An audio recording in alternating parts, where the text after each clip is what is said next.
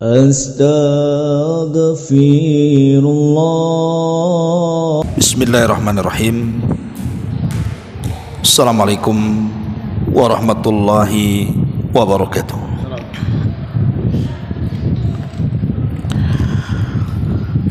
Alhamdulillahi rabbil alamin, Ar-Rahmanir Rahim, Maliki yaumiddin.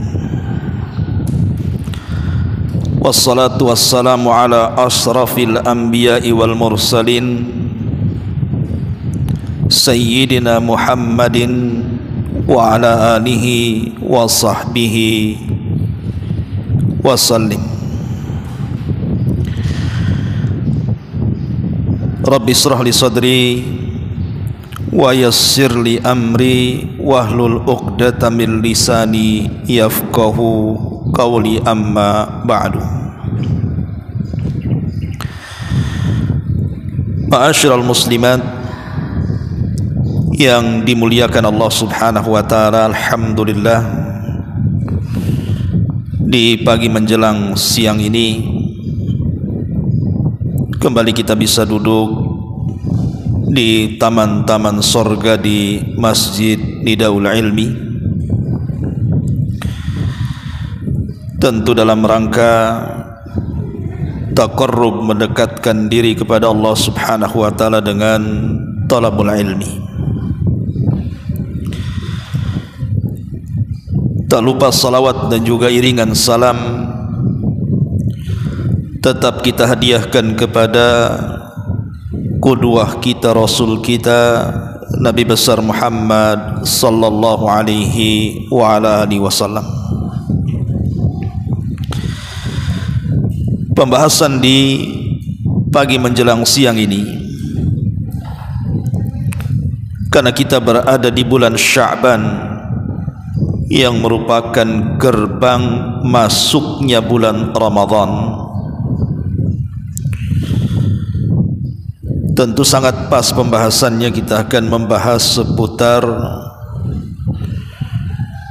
perkara-perkara yang bisa menghancurkan gerbang Ramadan. Apa saja perkara-perkara yang bisa menghancurkan gerbang Ramadan? Padahal harusnya seorang muslim dan muslimah itu mempersiapkan diri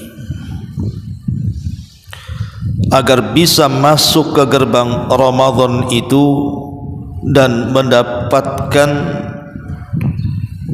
kemuliaan dan juga pahala besar selama Ramadan yang kita nantikan selama ini. Tapi rupanya ada orang-orang yang justru mereka sudah mengotori Ramadan sebelum masuk Ramadan. Ma'asyiral muslimat yang dimuliakan Allah Subhanahu wa taala, di dalam sebuah hadis Nabi sallallahu alaihi wasallam pernah bersabda bahwa Allah Subhanahu wa taala akan menampakkan dirinya di malam pertengahan bulan Sya'ban. Artinya Allah Subhanahu wa taala akan turun ke bumi, kemudian akan mengampuni dosa-dosa seluruh hamba-hambanya kecuali dua manusia, kata Nabi. Siapa mereka? Pertama, orang-orang yang menyekutukan Allah Subhanahu wa taala, dan yang kedua, orang yang dalam hatinya dipenuhi dengan kedengkian kepada manusia. Ma'asyiral muslimat rahimakumullah, inilah yang kita akan bahas tentang beberapa penyakit hati yang dengan penyakit-penyakit hati ini akhirnya kita terhalang dari ampunan Allah di bulan Sya'ban, bahkan lebih daripada itu, amalan-amalan kita tidak akan diangkat ke langit. Padahal di bulan Sya'ban ini adalah kesempatan emas, di mana amalan-amalan kita selama 1 tahun penuh dari Ramadan tahun kemarin sampai Sya'ban tahun ini, kita berharap amalan kita diangkat dan dilihat Allah Subhanahu wa ta'ala. Maka sangat rugi bila mana ada orang yang sudah berusaha beramal saleh sejak Ramadan tahun kemarin, dengan solatnya, dengan sedekahnya, dengan baca Qur'annya, dengan zikirnya, dengan birrul walidainnya, dengan ibadah-ibadah yang lainnya, yang kita harapkan bulan Sya'ban tahun ini diangkat ke langit. Rupanya amalan itu tetap mengendap di bumi dan Allah tidak mau melihatnya. Maka tidak ada kemalangan yang lebih malang dibandingkan amalan-amalan kita tidak diangkat ke langit dan Allah tidak mau melihatnya. Itu dikarenakan beberapa dosa yang kita akan bahas di pagi menjelang siang ini. Ma'asyiral muslimat yang dimuliakan Allah Subhanahu wa ta'ala, kita tahu bahwa di dalam jasad manusia, saya, ibu atau siapapun, di dalam jasad manusia itu ada segumpal daging yang kalau seandainya daging ini kita perbaiki dengan baik, kita bersihkan dengan bersih, maka segumpal daging ini akan menjadikan seluruh badan kita dari kaki sampai kepala itu menjadi baik. Tapi jikalau kemudian hati ataupun segumpal daging ini kita kotori dengan sekotor-kotornya, maka itu akan mengakibatkan dari kaki sampai ujung kepala pun akan menjadi rusak. Itulah yang disebut dengan hati, kata Nabi. Sebagaimana Nabi SAW bersabda, ala wa inna fil jasadi mudghah idza saluhat saluhal jasadu kulluh wa idza fasadat fasadal jasadu kulluh ala wahiyal qalbu. Ingatlah, di dalam badan manusia itu ada segumpal daging, kata Nabi. Kalau dia baik, maka mengakibatkan seluruh jasadnya baik. Tapi kalau dia rusak, maka akan mengakibatkan hancur seluruh badannya. Itulah hati, kata Nabi. Makanya di bulan Sya'ban ini, yang paling penting dan terpenting bagi kehidupan kita, cobalah kita ini memperbaiki hati sebagai bentuk persiapan untuk masuk ke gerbang bulan yang sangat suci Ramadan. Sebagian para ulama, seperti yang dikatakan oleh Al-Imam Ibnu Qudamah rahimahullahu ta'ala, bahwa hati manusia itu harus senantiasa dibersihkan, karena yang namanya kebersihan dalam Islam itu kan terbagi dua, Bu. Yang pertama, membersihkan zahir, membersihkan jasad kita dari setiap kotoran, entah apa yang namanya najis, entah apa yang namanya hadas, maka kita berusaha untuk membersihkannya. Karena hadas dan najis ini bisa menghalangi kita dari ibadah kepada Allah Subhanahu wa ta'ala. Salat kita tidak akan sah kalau seandainya dalam fisik kita ada hadas dan najisnya. Sementara tujuan hidup manusia adalah ibadah. wa ma khalaqtul jinna wal insa illa liya'budun. Tidaklah aku ciptakan jin dan manusia kecuali mereka diperintahkan untuk beribadah. Salah satu ibadah yang vital adalah solat, dan solat tidak akan sah kalau kita tidak membersihkan badan kita dari hadas dan najis. Kemudian yang kedua, ada pembersihan yang lebih daripada itu, di mana kita disuruh untuk membersihkan bukan hanya lahiriah saja, bahkan kepada jasmani juga kita harus membersihkannya. Dari apa itu? Minadz-dzunubi wal atham, dari perbuatan dosa-dosa dan kemaksiatan-kemaksiatan,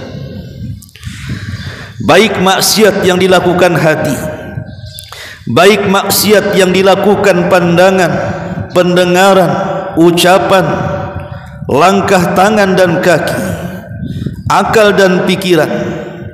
Maka kita juga dituntut untuk membersihkannya, di mana jangan sampai pandangan ini memandang sepandang-pandangnya, kemudian telinga mendengar sedengar-dengarnya, kemudian lisan bicara seomong-omongnya, atau mungkin perut diisi seisi-isinya. Tetapi seseorang harus memilah dan memilih apa yang harus dipandang, apa yang harus didengar, apa yang harus diucapkan, apa yang harus dipikirkan, dan apa yang harus digerakkan. Harusnya itu yang menjadi landasan kita seorang mukmin di bulan Sya'ban ini. Berusaha bukan hanya sekadar memperhatikan taharah badan saja, tapi lebih daripada itu juga membersihkan hati dan anggota badan dari kemaksiatan-kemaksiatan dan kemungkaran. Ma'asyiral muslimat yang dimuliakan Allah Subhanahu wa taala, terkadang kita ini lebih memperhatikan tentang kesehatan badan jasmani kita dibandingkan ruhani kita. Umpamanya ibu ada anak kecil baru demam sedikit saja sudah paniknya luar biasa. Hari ini kena demam, hari ini juga harus disembuhkan, bahkan bila perlu datang ke dokter spesialis. Atau mungkin badan kita terasa tidak enak, susah makan, susah tidur, kita sudah terbayang ini penyakit apa yang ada pada badan kita, sehingga kita terpaksa harus mengeluarkan uang untuk konsultasi ke dokter, membeli obat-obatan supaya badan kita sehat dan bugar. Itu terkadang kalau urusan penyakit badan luar biasa tuh. Tetapi terkadang kalau urusan penyakit hati, Bu, jarang orang berpikir mencari obatnya atau datang ke dokter spesialisnya. Padahal penyakit badan dan penyakit hati itu berbeda, Bu.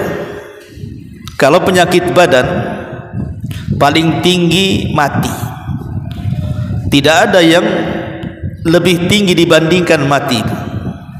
Orang kena kanker paling tinggi mati, orang kena liver paling tinggi mati,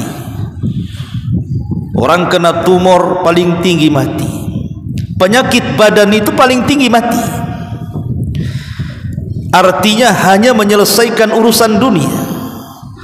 Tetapi orang kalau sudah berpenyakit hatinya, itu urusannya bukan dunia, bukan hanya sekedar mati badannya, tapi urusannya ini bisa menghancurkan akhiratnya, bisa menghancurkan pahalanya, bisa menghancurkan kebaikannya. Karena itulah maka pentingnya kita ini membahas soal penyakit-penyakit hati. Jangan sampai di bulan Sya'ban ini penyakit-penyakit hati ini dibiasakan dilakukan. Selain daripada menggugurkan amalan kita, penyakit ini juga bisa menghalangi terangkatnya amalan kita untuk dilihat Allah Subhanahu wa ta'ala. Apa saja penyakit itu? Ma'asyiral muslimat rahimakumullah, saya akan bicara tentang penyakit-penyakit yang biasa dilakukan. Pertama, hasad. Hindari hasad di bulan Sya'ban ini, karena hasad ini bisa menghancurkan kebaikan kita. Boleh jadi mungkin ibu ini rajin sholatnya, bukan hanya yang wajib tapi juga yang sunnah-sunnahnya. Boleh jadi ibu ini rajin puasanya, bukan hanya Ramadannya tapi Senin Kemisnya dan sunnah-sunnah yang lainnya. Boleh jadi mungkin ibu rajin sedekahnya, orangnya tidak bakhil, tidak kikir, tidak medit, orangnya luar biasa dermawannya. Atau boleh jadi mungkin ibu bolak-balik umroh, mungkin haji sudah berkali-kali, tetapi kalau hatinya dipenuhi dengan hasad, kebaikan-kebaikan itu sedikit demi sedikit akan hilang dimakan hasad. Nabi mengatakan dalam sebuah hadis, kata Nabi SAW, innal hasada ya'kulul hasanat kama ta'kulun narul khatab. Sesungguhnya hasad itu bisa menghancurkan kebaikan-kebaikan seperti api melahap kayu bakar kering. Lihat Bu, di Los Angeles sana itu, California, hitungan hari berapa hektar dilahap dengan cepatnya sampai meruntuhkan bangunan-bangunannya. Begitulah hasad. Hasad itu bisa menghancurkan seluruh kebaikan ibu. Sejak Ramadan tahun kemarin sampai Sya'ban tahun ini, boleh jadi dengan hasad yang kita miliki dalam hati ini menghabiskan semua amal kita. Maka di bulan Sya'ban hindari hasad, karena hasad itu penyakit iblis. Dialah yang pertama hasad kepada Adam. Hasad ini penyakit Qabil yang berakhir dengan membunuh Habil. Hasad ini penyakitnya orang Nasrani dan orang-orang Yahudi. Bahkan hasad itu tidak mungkin berkumpul dengan keimanan, karena seorang mukmin tidak mungkin hasad. Karena hasad dan iman ini berlawanan, yang satu ke timur, yang satu ke barat. Kata Nabi SAW, wala yajtami'u fi jawfi abdin al-iman wal hasad. Tidak mungkin, kata Rasul, berkumpul dalam dada seorang hamba iman dan hasad. Artinya kalau ada iman, hasad hilang, tapi kalau ada hasad, iman pula melayang. Maka hindari hasad, jangan sampai hasad. Dan hasad itu ada 3 tingkatan. Tingkatan yang pertama, kata para ulama, an yuhibbal insanu zawalin ni'mati an akhihil muslim wa in kanat la tantakilu ilaihi. Hasad itu yang pertama, seseorang suka akan hilangnya nikmat yang ada pada saudara muslimnya, walaupun dia tidak berkeinginan nikmat itu berpindah kepada dirinya.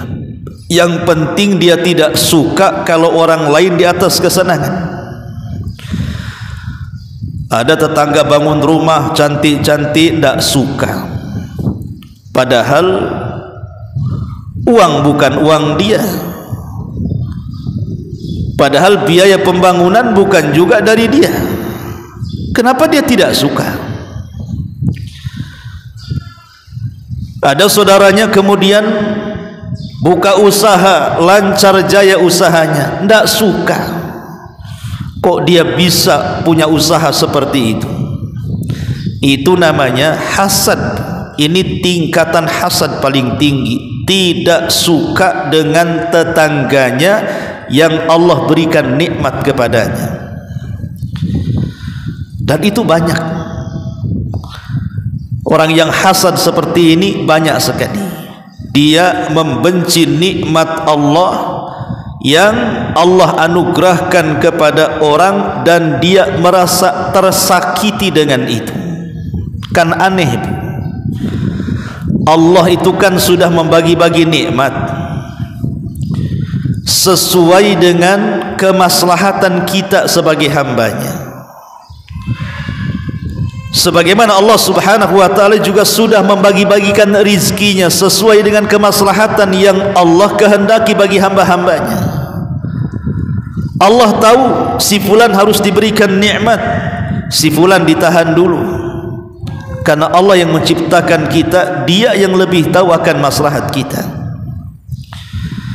Maka jangan sampai kemudian kita membenci nikmat Allah yang Allah anugerahkan kepada orang. Itu suka-suka Allah mau ngasih siapa saja. Kenapa kita yang sakit hati? Kok sakit hati kepada Allah ini gimana ceritanya?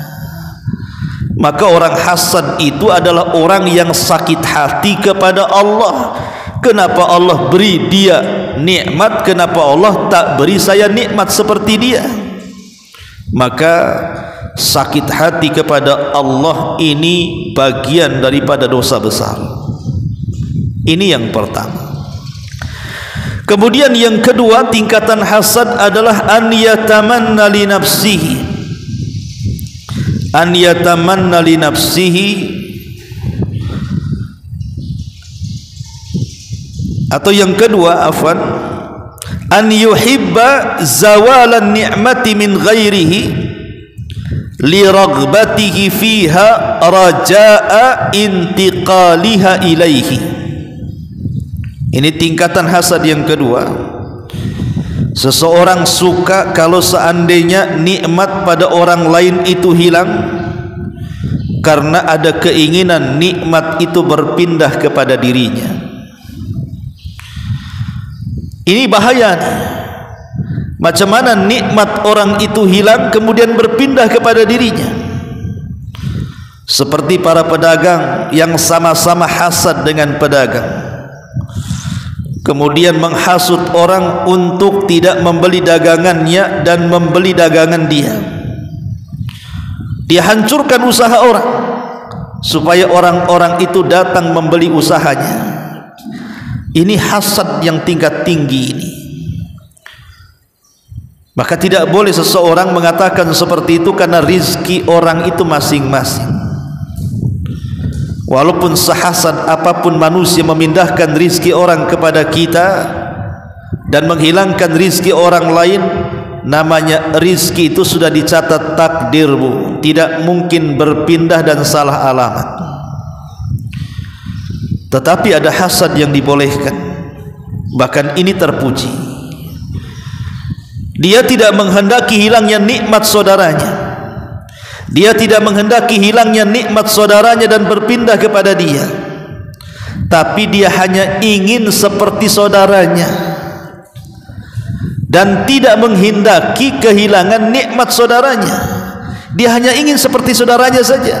Tetangga umpamanya Buya beli mobil, kepengen beli mobil, dah apa-apa. Tetangga bangun rumah cantik-cantik, pengen juga lah kayak tetangganya, tidak ada masalah. Kalau tidak ada hasad, hanya keinginan saja, pengen seperti dia. Dan akan lebih baik lagi kalau keinginannya dalam hal-hal yang positif. Tetangganya bisa umroh, pengen seperti dia umroh. Tetangganya bisa haji, pengen seperti dia haji. Tetangganya bisa dengan uangnya membantu fuqara wal masakin, pengen juga seperti dia. Itu namanya hasad yang terpuji, Bu. Ambillah hasad yang ketiga.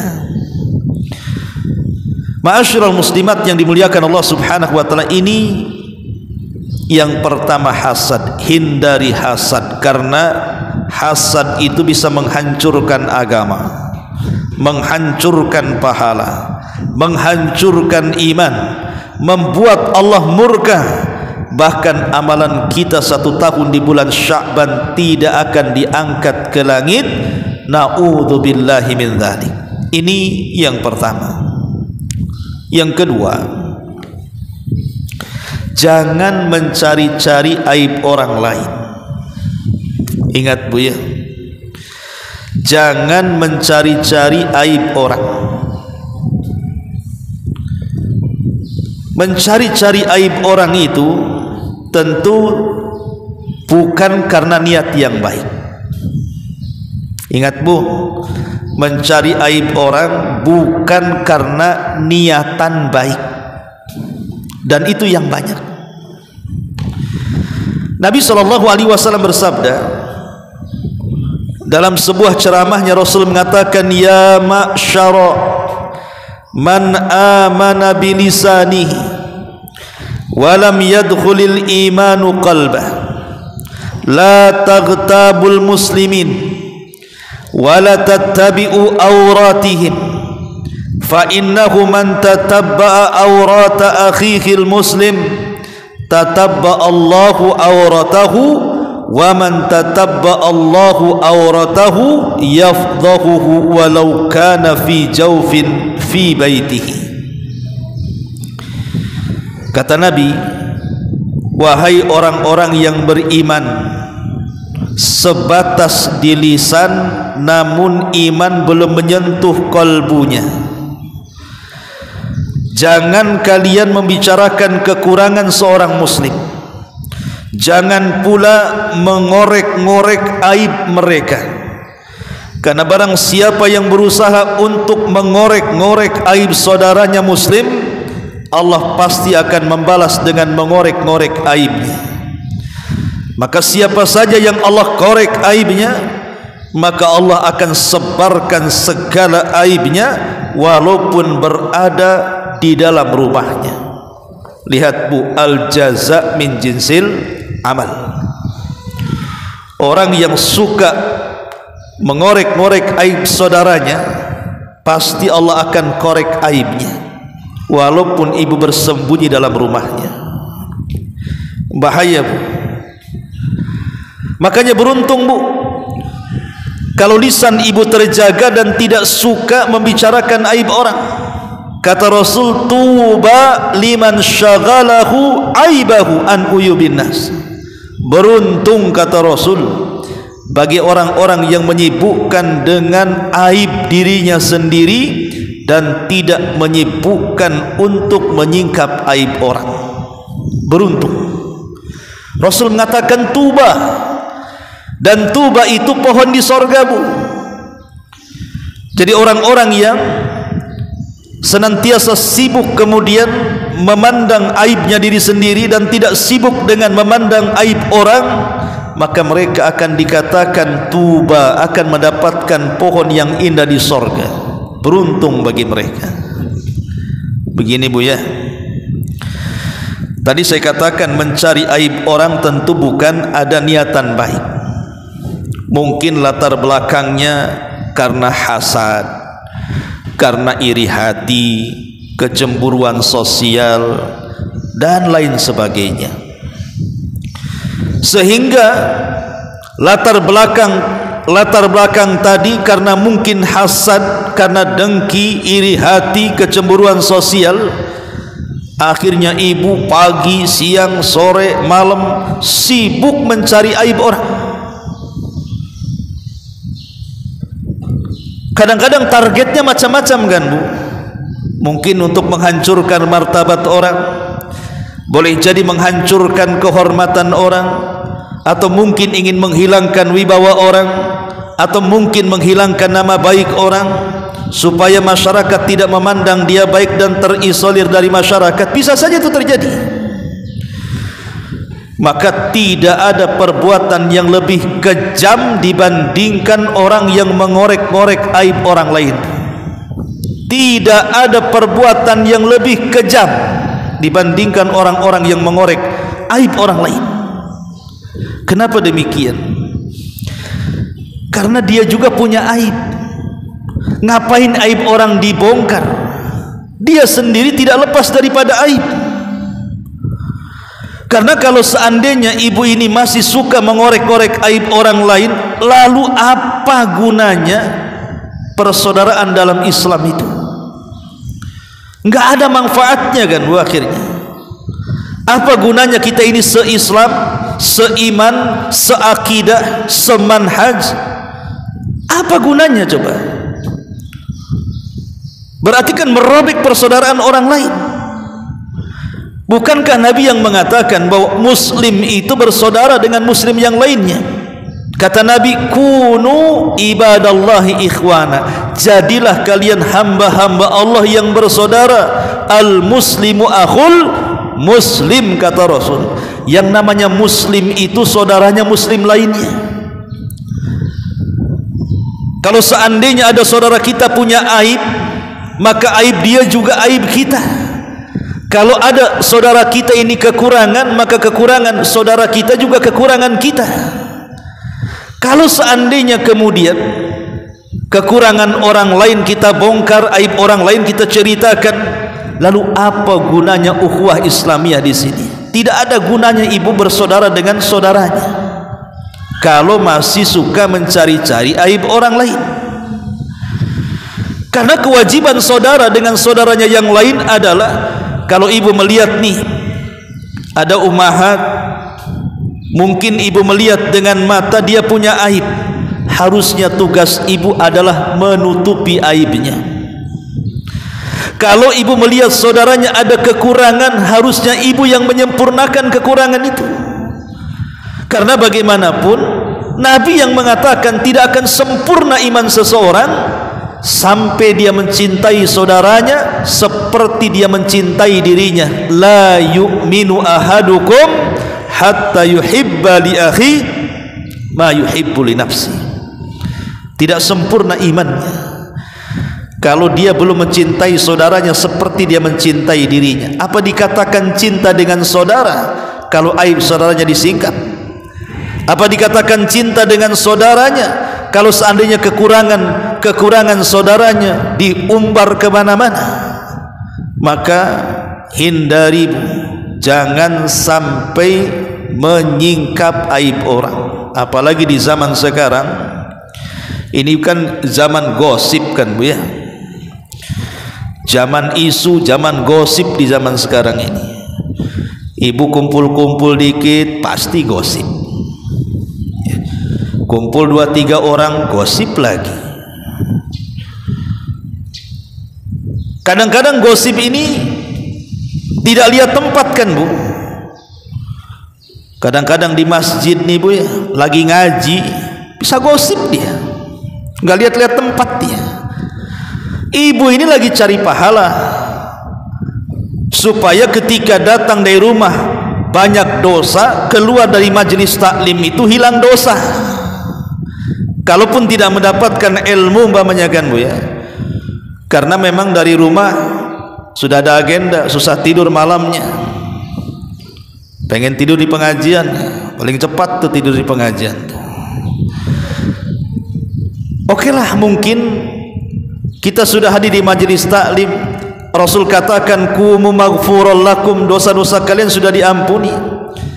Tapi ada sebagian saudara kita ini kadang-kadang waktu tengah ngaji, di tengah-tengah ngaji loh, bayangkan masih bisik-bisik tetangga tuh, masih ada tuh kayak gitu. Nanti habis ngaji dilanjut lagi, kan aneh Bu. Oke lah, umpamanya ngajinya serius, 2 rius, kemudian habis ngaji duduk lagi, yang tadinya majelisnya majelis ilmu berubah pula majelisnya majelis mencari-cari aib saudaranya. Kalau yang seperti ini Bu, lalu apa gunanya ngaji kalau gitu? Nggak ada gunanya. Jadi jangan terlalu sibuklah. Nasihat saya, jangan suka membumbui perkara yang tidak tahu ibu duduk masalahnya. Ada isu tetangga begono begini begunu gitu ya. Ibu kalau baru dengar, kalau bisa telinga ibu itu sumpellah dengan katam batu. Kalau bisa nggak dengar. Ya. Kalaupun dengar Bu, jangan dikasih merica. Makin panas tuh berita tuh. Akhirnya diheboh-hebohkan. Lah ini kan kebiasaan nih. Kalau seandainya setingkat ibu-ibu yang sudah biasa ngaji masih suka gosip, gimana orang-orang awam? Lebih gosip lagi dibandingkan ibu kan begitu. Makanya jangan suka membumbu-bumbui masalah yang sebenarnya ibu tidak perlu ikut campur urusan orang. Bahkan lebih celakanya ada ibu-ibu sok tahu pula tentang berita. Dia hanya mendengar sekelinting berita, kemudian ibu bumbunya terlalu banyak, seolah-olah paling tahu berita, disebarkan pula berita itu. Padahal itu gosip, itu isu yang belum jelas juntrungannya. Maka jangan pernah menghakimi orang, jangan memponis orang, dan jangan kemudian mengukur orang itu dengan ukuran ibu. Karena bagaimanapun setiap saya, ibu, siapapun itu punya aib, punya kekurangan. Sebagaimana kalau aib kita terbongkar, kita juga tidak suka. Sebagaimana kalau seandainya kekurangan kita tersebar, kita tidak suka. Begitu juga orang yang kita sebar aibnya, yang kita bongkar kekurangannya, dipastikan dia juga tidak suka. Maka jangan suka menyebar-nyebar aib. Karena bagaimanapun muslim satu dengan yang lainnya itu seperti jasad. Kalau seandainya tangan kita teriris Bu, tidak mungkin yang menjerit itu tangan, pasti yang menjerit mulut. Pasti yang merasakan sakit juga dari kepala sampai kaki kan. Begitulah Rasul mempermisalkan seorang muslim dengan muslim yang lainnya. Kalau seandainya ada saudara kita tersakiti gara-gara disakiti orang, harusnya kita ikut sakit. Ini enggak, dia tidak sakit, ibu korek-korek aibnya, akhirnya jadi sakit. Ibu yang membuat sakit orang. Dan ingat Bu, kalau orang tersakiti sampai kepada pikirannya, akhirnya yang tidak punya kolesterol jadi kolesterol, yang tidak punya darah tinggi naik darah tingginya, yang tidak pernah punya masa lalu stroke akhirnya stroke, kemudian mati. Berarti ibu membunuh dia pelan-pelan itu Bu, memberikan penyakit pelan-pelan. Apa bedanya ibu dengan tukang sihir kalau begitu? Yang nyakiti orang, membuat orang lumpuh, membuat orang sakit, membuat orang mati, nggak ada bedanya ibu dengan tukang sihir kalau suka ngorek-ngorek aib saudaranya. Maka ini yang kedua Bu, hindari, jangan suka mencari-cari aib orang, sibukkan dengan aib kita saja. Yang ketiga, jangan suka berburuk sangka Bu. Jangan suka berburuk sangka. Karena Rasul mengatakan iyyakum wadh-dhann fa inna dhanna akdzabul hadis. Hati-hati, jangan suka berburuk sangka, karena berburuk sangka itu sedusta-dustanya ucapan. Imam Ghazali Bu mengatakan su'udzan ghibatun bil qalbi. Buruk sangka itu sama dengan gibah Bu. Cuman kalau gibah itu dengan lisan, kalau buruk sangka itu gibahnya hati. Buruk sangka itu gibahnya hati, dan ini bahaya ya. Ma'asyiral muslimat yang dimuliakan Allah Azza wa Jalla, kenapa buruk sangka itu bahaya Bu? Pertama, karena biasanya buruk sangka itu merusak persaudaraan. Berapa banyak hubungan saudara yang sudah terjalin begitu lama itu bisa rusak gara-gara buruk sangka. Karena ketika seseorang menilai orang lain berdasarkan dugaan yang negatif, hubungan yang seharusnya dibangun dengan kepercayaan, hubungan yang seharusnya dibangun dengan kasih sayang, itu akan rusak. Karena buruk sangka itu biasanya pemicu perpecahan, kebencian, ketidaksukaan, akhirnya kemudian teman pula jadi lawan. Maka jangan sampai ditanamkan buruk sangka, karena ini bisa merusak persaudaraan. Yang kedua, buruk sangka ini biasanya menimbulkan ketidaknyamanan batin. Orang yang buruk sangka itu biasanya asik curiga saja. Kenapa tetangga beli mobil? Suaminya kerja apa? Setahu saja kerjanya tukang. Kok bisa dia beli mobil? Buruk sangka.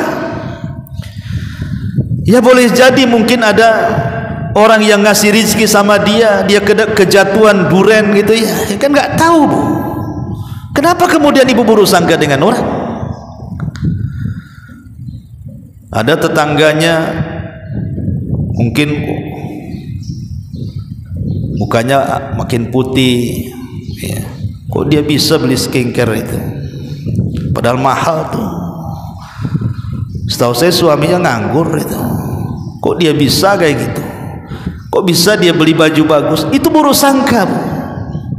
Buruk sangka ini mengakibatkan orang gelisah jadinya kan. Dan biasanya buruk sangka itu mengarah ke ghibah jadinya, mengarah ke namimah. Makanya hilangkan tuh buruk sangka itu, karena buruk sangka ini bagian daripada dosa besar. Tidak boleh. Lihat bagaimana Nabi SAW saat berdua dengan istrinya Safiyah di malam hari bulan Ramadan. Duduk-duduklah di samping masjid Nabi dengan Safiyah itu. Datang dua sahabat lewat dengan cara tergesa-gesa. Maka Nabi SAW kemudian mengatakan, ala rislikuma, pelan-pelanlah kalian kalau kalian jalan itu, kata Nabi. Yang di samping saya ini Safiyah, bukan siapa-siapa, dia istriku, kata Nabi. Maka dua orang ini mengatakan, ya Rasulullah, tidak mungkinlah kami ini berburuk sangka kepada engkau. Tapi apa kata Nabi? Bukan begitu. Yang namanya setan itu masuk dari jalan darah. Bisa saja kemudian setan yang masuk di jalan darah kalian berdua masuk dalam kolbu kalian berdua, akhirnya berburuk sangka kepada aku, kata Nabi. Makanya ku jelaskan, ini istriku Safiyah. Lihat bagaimana Nabi SAW memutus rantai buruk sangka itu. Jadi kalau seandainya ada kenikmatan yang Allah anugerahkan kepada saudara kita, katakan alhamdulillah, Allah masih menganugerahkan nikmat kepada saudara saya. Tetapi ya Rabb, ya kata Rasul, tetapi ya Rabb, limpahkan jugalah nikmat itu kepadaku. Jadi Nabi SAW mengajarkan kepada kita agar melihat kenikmatan orang lain itu dengan cara disyukuri, bukan dengan cara diburuk sangkai. Dari mana dia mendapatkan itu? Kenapa dia begitu? Kok bisa dia seperti itu? Maka hati-hati. Ini yang ketiga ya, di bulan Sya'ban ini hilangkan perasaan buruk sangka. Kemudian yang keempat, jangan suka mengadu domba. Domba saja diadu tuh tidak suka Bu. Itu domba betulan Bu. Ibu pula ngadu domba. Yang dombanya saja nggak mau diadu. Ya. Satu hari Nabi SAW jalan di kuburan Bu, melintasi kuburan. Rupanya Rasul mendengar ada dua kuburan yang sedang disiksa. Dan itu mukjizat. Allah memperdengarkan kepada Nabi ada dua kuburan yang sedang disiksa. Maka Nabi dengan cekatan mengambil pelepah kurma yang masih basah, kemudian dibelah jadi dua. Yang satu diletakkan di satu kuburan, yang satu diletakkan di kuburan lainnya. Sahabat heran, apa yang dilakukan Nabi? Sehingga mereka bertanya, ya Rasulullah, kenapa engkau menancapkan dua pelepah kurma yang basah itu di dua kuburan itu? Baru Rasul menjelaskan, ya mudah-mudahan sebelum pelepah kurma ini kering bisa meringankan azab orang yang sedang diazab di dalamnya. Kemudian Rasul memerinci, adapun orang ini nih yang diazab nih, kuburan ini la yastatiru min baulihi, karena ketika dia kencing, kata Rasul, dia tidak mau menutupi diri, asik buka resleting langsung cur gitu saja. Ini kan bahaya tuh. Kan banyak tuh biasanya bapak-bapak yang awam, supir-supir bus, supir-supir truk gitu ya. Kadang-kadang kebelet kencing berhenti, pohon pula dikencingi dia. Padahal di jalan lalu lalang tuh. Kemudian Rasul mengatakan, adapun yang satunya, di sini syahidnya, wa kanal akhar yamshi bin namimah. Karena ini yang satunya, kata Rasul, suka kali ngadu domba, namimah. Makanya dengan tegas Allah Subhanahu wa taala melarang, wala tuti kulla hallafim mahin hammazim masya'im binamim manna'ilil khairi mu'tadin athim, kata Allah. Dan janganlah kamu ikuti setiap orang yang banyak bersumpah lagi hina, yang banyak mencela, yang kian kemari mengadu domba ke sana kemari, yang banyak menghalangi perbuatan baik, yang melampaui batas lagi banyak melakukan dosa. Allah mengatakan hammazim masya'im binamim, ke sana kemari hanya ngadu domba saja. Maka di bulan Sya'ban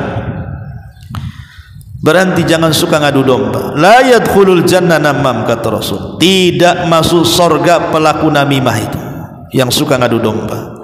Dan biasanya nih Bu, ada 7 ciri orang yang suka ngadu domba. Mudah-mudahan tidak ada pada ibu yang 7 ciri ini. 1, suka membicarakan orang. 2, suka dusta kalau cerita. 3, pura-pura netral padahal dia berpihak kepada kawannya. 4, suka membesar-besarkan masalah. 5, suka hasut sana sini. 6, kalau cerita berubah-ubah tuh, kemarin lain sekarang lain. Terakhir nggak mau tanggung jawab biasanya. Kira-kira ada nggak nih yang 7 perkara ini? Pertama, suka membicarakan orang. Indikasi orang yang tukang adu domba adalah suka membicarakan orang. Kalau sudah dimulai membicarakan orang Bu, ini tanda-tandanya nih. Kemudian yang kedua, suka dusta kalau cerita. Dia tidak tahu faktanya, dia dusta kalau cerita tuh. Ngomong ke yang ini lain, ke yang itu lain. Kemudian juga pura-pura netral dia sama kawannya, padahal dia sedang ngompori itu. Kemudian terkadang masalah sederhana dibesar-besarkan. Harusnya kan menyederhanakan masalah, ini tidak membesarkan masalah. Masalahnya sepele, tapi ibu karena bumbu rujaknya itu sangat pedas sekali gitu ya. Akhirnya ya keluar dari mulutnya ya asap, ya api, ya macam-macam keluar jadinya. Kemudian suka hasut, kerusak-kerusuk, hasut sana, hasut sini. Kemudian ceritanya berubah. Dan kalau sudah terjadi perang teluk, nggak mau tanggung jawab dia, pergi dia. Ya. Lah ini tukang hasutmu, ini tukang adu domba lu kayak gini. Padahal Bu, dalam Islam itu ada dusta yang dibolehkan. Kapan itu? Ketika ibu berusaha mendamaikan orang. Ibu datang kepada si A, ngomong kepada si A ini, saya dengar lagi marahan dengan si B. Iya, aku lagi marah dengan dia. Setahu saya enggak lah, si B itu kalau berjumpa dengan saya memuji-muji ibu, padahal si B tidak pernah memuji-muji itu. Oh, kalau saya singgung nama sama si B ini, wah luar biasa, nggak pernah menjelek-jelekan, bahkan menyanjung-nyanjung, bahkan dikatakan orang baik. Oh iya, kalau nggak percaya ngomonglah langsung. Kemudian dia datang ke si B, ngomong, saya dengar lagi marahan dengan si A ya. Iya tuh, si A kurang ajar tuh, begini begono kan itu. Ibu bilang, enggak lah, saya baru ketemu si A. Sebenarnya dia enggak terlalu lah memikirkan masalah pertengkaran dengan ini. Dia orangnya baik kok. Kalau saya bicara soal dia juga memuji-muji. Lah ini sebenarnya dusta yang seperti ini dusta terpuji, karena tujuannya mengislah. Dua orang yang sedang bertengkar, ibu upayakan disuruh damai, dan itulah tujuan Islam, mendamaikan. La khaira fi katsiri min najwahum illa man amara bi sadaqatin aw ma'rufin aw islahim bainan nas. Kebanyakan ucapan manusia tidak baik kecuali orang yang memerintahkan sedekah, memerintahkan kebaikan, dan mengislah dua manusia yang sedang bertengkar. Tapi kalau seandainya kemudian ibu jadi kompor, Bu, bukan yang 5 kilogram, Bu ya, yang melon bukan, itu udah langka kemarin. Itu yang banyak itu yang 25 kilogram tuh. Oh, itu kan ngeri gasnya, Bu. Ini kalau ngomong sama di sana, lagi marahan ya dengan si B. Ya, aku lagi sebel sama dia. Betul, aku juga sebel sama dia. Jadilah, Bu. Ya, jadi kalau seandainya kemudian ibu malah mengkompori orang yang sedang bertengkar dengan orang lain, membumbui dengan bumbu yang lebih pedas dibandingkan sebelumnya, berarti ibu ini tukang adu domba. Fik ibu mengadu domba. Maka di bulan Sya'ban ini hindari, jangan suka ngadu domba, jaga lisan. Kemudian juga yang kelima, jangan suka dusta. Jangan biasakan berdusta. Nabi SAW mengatakan, iyakum wal kadhib, fa innal kadhiba yahdi ilal fujur, wa innal fujura yahdi ilan nar, wa may yazalul abdu yakdzib wa yataharral kadhiba hatta yuktaba indallahi kadzdzaba. Hati-hati kalian jangan suka dusta, karena dusta itu mengarah kepada perbuatan jahat, dan perbuatan jahat itu mengarah ke neraka. Orang kalau terus-terusan berdusta, kata Nabi, nanti lama-lama dicap oleh Allah sebagai pendusta. Dan dusta itu ulama mengatakan adalah puncak dari seluruh keburukan. Dusta itu adalah puncak dari seluruh keburukan, karena dusta dengan iman itu tidak mungkin berkumpul. Seorang muslim bisa bakhil, mungkin ibu bisa bakhil, dipinjam uangnya tidak mau ngasih, bakhil. Ya mungkin saya, ibu atau siapapun bisa bakhil. Pamannya tetangga pinjam uang, satu hari ibu kasih, besoknya pinjam lagi, ibu mau ngasih, besoknya lagi pinjam lagi, ibu mulai membatasi, keempat kalinya mulai itu nutup diri, nengok dia saja langsung gorden tutup, pasti dia pinjam uang. Boleh jadi mungkin kita ini satu hari akan bakhil. Seorang muslim itu bisa bakhil, atau seorang muslim itu bisa pengecut, dia tidak berani jihad di jalan Allah Subhanahu wa ta'ala. Tapi kata Rasul, seorang mukmin itu pantang berdusta, karena iman dengan dusta itu tidak mungkin bercampur. Ma'asyiral muslimat yang dimuliakan Allah Azza wa Jalla, sampai seorang penyair mengatakan, la yakdzibul mar'u illa min mahanatihi au fi'lihi su' au min qillatil adabi li ba'di jifati kalbin khairun khairu raihati min kizbatil mar'i fi jiddin wa fi laibin.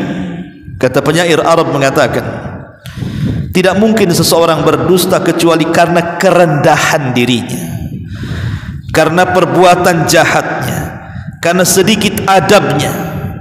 Maka bangkai anjing yang sangat busuk jauh lebih baik dibandingkan busuknya orang yang berdusta, baik dusta sungguh-sungguh ataupun main-main. Naudzubillah.